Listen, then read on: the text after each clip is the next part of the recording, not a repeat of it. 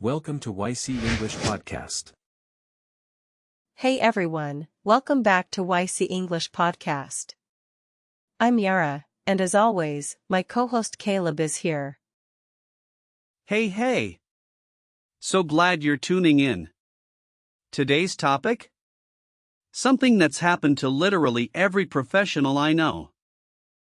Right? Ever pitched an idea, your boss says let's shelf it, and you're like, okay, but how do I bring it back without being annoying? Exactly, it's that fine line between persistence and pushiness. And honestly, it's a skill you can learn. We'll show you how. 5 real scenes, 5 sets of phrases you can use tomorrow. Let's dive in. Okay, so, you're in a meeting, you pitch an idea, and your boss goes, great thought, but let's shelf it. Oof. Right? And your first instinct is to argue. But that's like the worst thing you can do. Totally. So what do you say instead? Something like, got it. Is there a particular concern you have? Oh, that's good. It's not defensive, it's just gathering info. You're being curious, not combative. Exactly. And then they might say, timing's off or we need more data. Now you know what to work on. So the key phrase here is particular concern. It's a way to say tell me more without saying it directly. And it keeps the door open. You're not fighting the shelf, you're just asking for the reason behind it. Yeah. Because once you know the real blocker, you can quietly address it and bring the idea back later. For example, the boss said, let's shelf this project for now and revisit next quarter. Think of it like putting a book on a high shelf, not thrown away, just out of reach for now. You can grab it later. For example, I hear you. Is there a particular concern about the budget? It's like a polite key, it unlocks the real reason without sounding like you're complaining. Super useful. Alright, fast forward a week. You've been thinking about your idea. How do you bring it up? Hey, remember that thing? No. Yeah, that's too direct. You gotta be softer. Like, I was reviewing our Q4 goals, and I think that idea might actually fit now. Oh, I love that. You're tying it to something new, the Q4 goals. It's not remember my idea, it's here's a solution for now. Right. And you can add, would it make sense to revisit it? That way, you're asking, not demanding. Exactly. The phrase, would it make sense, is so good. It's like, you're inviting them to agree with you. Yeah, it's a soft sell. You're not saying we should do this.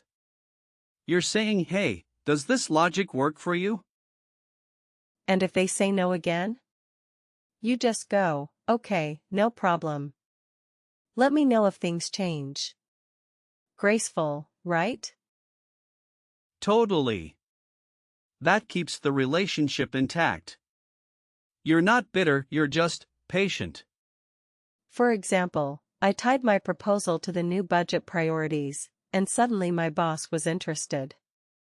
Imagine tying a balloon to a post, your idea gets anchored to something solid, like a current goal. Makes it relevant. For example, given the new data, would it make sense to revisit the proposal? It's a velvet hammer, polite but persuasive. You're asking for their logic, not pushing your own. Okay, this is my favorite move. You get a small win somewhere else, and you use it to bring your idea back. Oh, that's sneaky in a good way. Like, hey, we just saved 10% on the marketing budget. That actually solves the cost issue we had before. Exactly. You're not just repitching the same thing.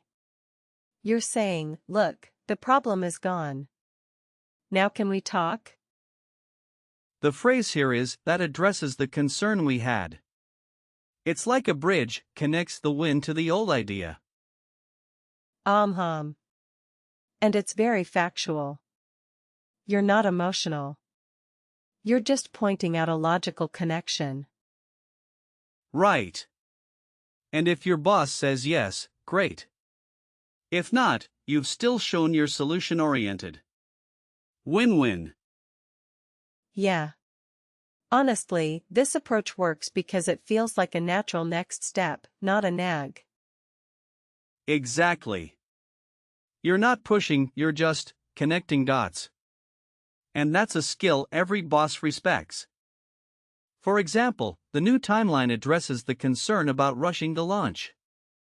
Think of it as a key fitting a lock. Your small win is the key that finally opens the door for your idea. For example, my manager loves working with me because I'm solution-oriented, not problem-focused. It's like being a handyman, you walk in with tools, not complaints. Bosses eat that up. Alright, this one's for the data nerds. Your boss said we need more evidence. So you got it. Now what? You don't walk in and say, see? I was right. You say, I did some digging, and the numbers are pretty interesting. Oh, that's perfect. I did some digging. It sounds curious, not arrogant. Like you were just exploring. Right. And then you share the key finding. Turns out, the ROI could be 20% higher than we estimated. And then you pause. Let them connect the dots. You don't have to say, so let's do my idea. Just let the data speak. Exactly. The phrase, the numbers are pretty interesting, is like a hook, it makes them curious too. Yeah. And if they still say no? At least you've shown you're thorough. That builds trust for next time. For sure. Sometimes the data doesn't change the decision, but it changes how they see you. For example, I did some digging into the customer feedback, and there's a clear pattern. It's like being a detective, you're not accusing anyone, you're just uncovering facts. Sounds proactive, not pushy. For example, instead of arguing, I just showed the chart and let the data speak for itself. Think of data as a quiet witness in court, you just present it and step back. It's way more powerful than words. Okay, hardest scene. You've tried everything, and your boss says not this time. How do you handle it? Ugh, it stings. But the worst thing you can do is get salty. Instead, say understood. Thanks for considering it. Yeah. Understood is so professional. It's like, you're mature, you accept it, you're moving on. And then you add, if anything changes, I'd be happy to revisit. That keeps the door slightly open. Exactly. You're not begging. You're just saying, hey, I'm still here, still ready. Very chill. And honestly, sometimes that grace earns you more respect than the idea itself. People remember how you handle no. So true. And who knows, next time, they might come to you and say, remember that idea? Let's try it now. Exactly. Because you didn't burn the bridge. You just parked the car and waited. Professional patience. For example, understood. I'll focus on the other priorities for now. It's a verbal nod, short, respectful, and shows you're on the same page. No drama, just professionalism. For example, I was upset, but I didn't want to burn bridges, so I kept my response polite. Imagine a bridge behind you. If you burn it, you can't cross back. In business, never burn bridges. You might need them. Thanks so much for watching today's episode. Hit subscribe and we'll see you next time.